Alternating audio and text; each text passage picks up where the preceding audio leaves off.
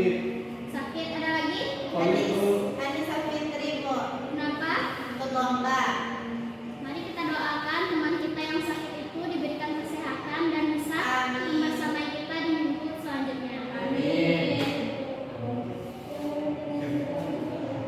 Sebelum kita memulai pembelajaran, Ibu minta kepada Anda semua untuk merapikan tempat duduk terlebih dahulu. Jika ada sampah di meja, silakan dipilih ya. Ibu. Sudah, Bu. Baiklah. Anda semua ada yang masih ingat materi kita minggu lalu? Tentang akhlak tercela, Bu. Iya. Ada yang tahu apa itu akhlak tercela? Perilaku buruk. Ada lagi? Tidak baik. Ya, akhlak tercela adalah perilaku buruk yang tidak baik yang bertentangan dengan ajaran Islam. Allah sangat tidak menyukai orang yang memiliki sikap tercela. Kemarin kita mempelajari akhlak tercela, salah satu bentuknya yaitu tentang Putus asa. Ya, ada yang masih ingat apa itu putus asa?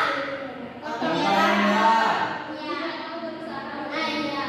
Putus asa adalah keadaan mental atau perasaan yang kehilangan harapan karena kesulitan masalah yang dihadapinya.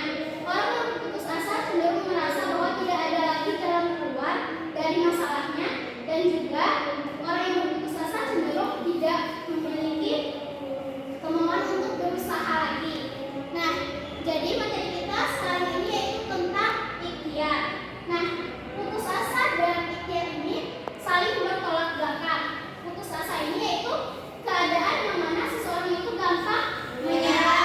Sedangkan ikhtiar ini berusaha dengan sungguh-sungguh, karena orang itu jika sudah berusaha maka dia akan menyerahkan kepada Allah Subhanahu wa taala.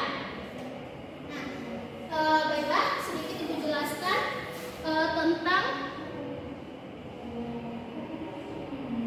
akhlak terpuji. Akhlak terpuji adalah perilaku atau sifat baik yang sesuai dengan ajaran agama serta norma yang berlaku di masyarakat.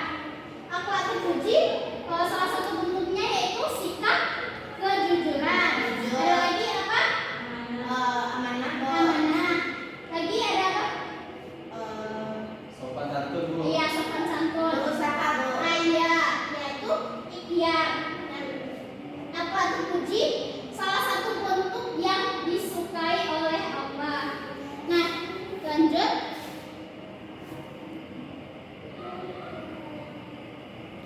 Pengertian dari ikhtiar. Tadi kan sudah Ibu jelaskan, ikhtiar itu berarti memilih atau berusaha.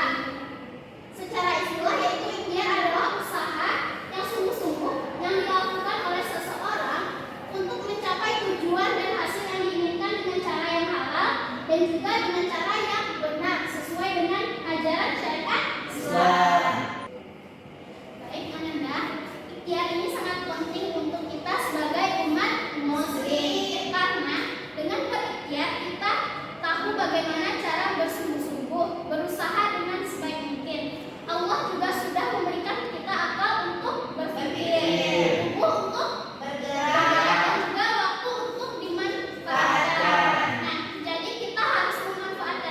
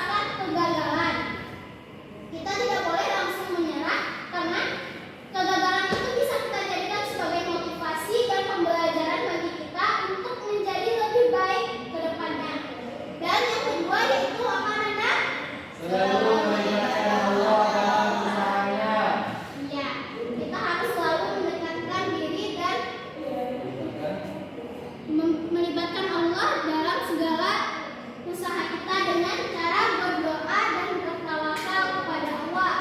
Yang ketiga, Disiplin dan bertanggung jawab terhadap usaha yang dilakukan.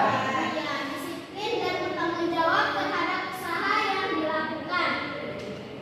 Ananda, apakah ada yang ingin bertanya terkait penjelasan ibu tadi? Bisa Bu. Ya, Nisha. Kemarin Nesa ikut lomba Bu. Ya. Ikut lomba cerdas cermat. Itu Nesa udah berusaha kan Bu, udah ngafal materi ini Bu. Tapi mau juara Bu. Lalu Nesa udah berusaha. Lalu Nesa bilang sama mama tak mau lagi ikut lomba Bu.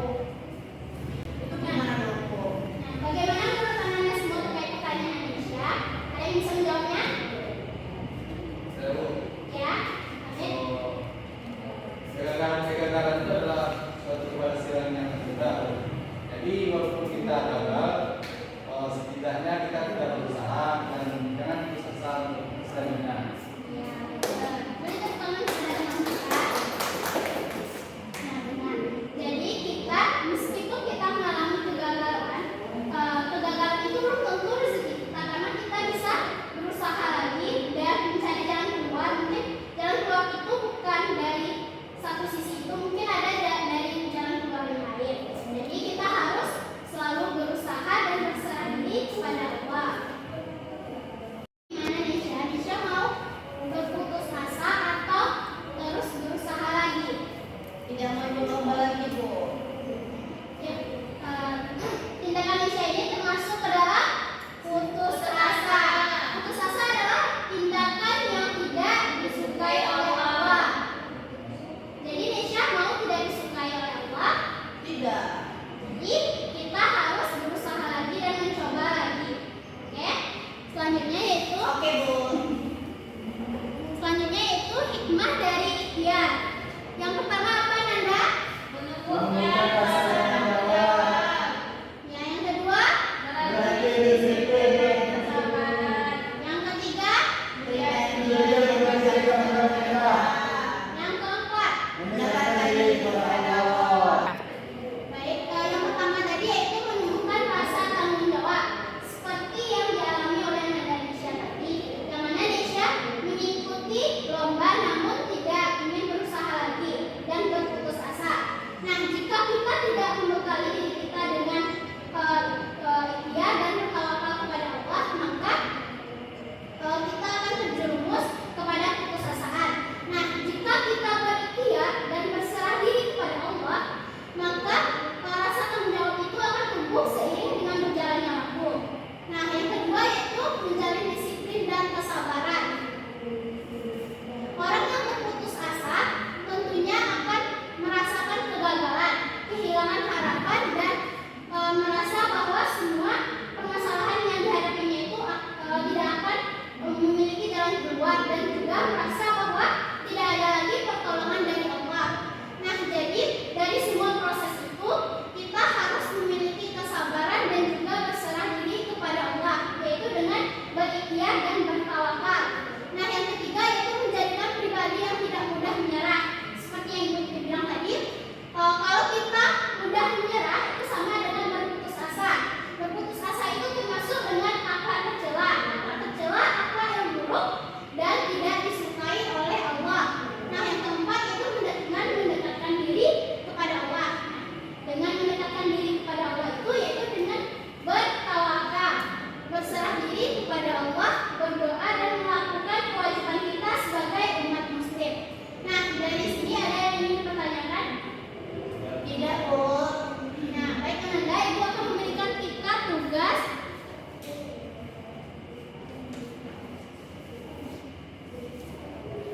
Di sini kuisnya yaitu berupa soal objektif. Jadi Ananda silang ya. Nanti Ibu berikan waktu selama 2 menit untuk menjawabnya. Nanti diserahkan ke Ibu ya. Ya Bu.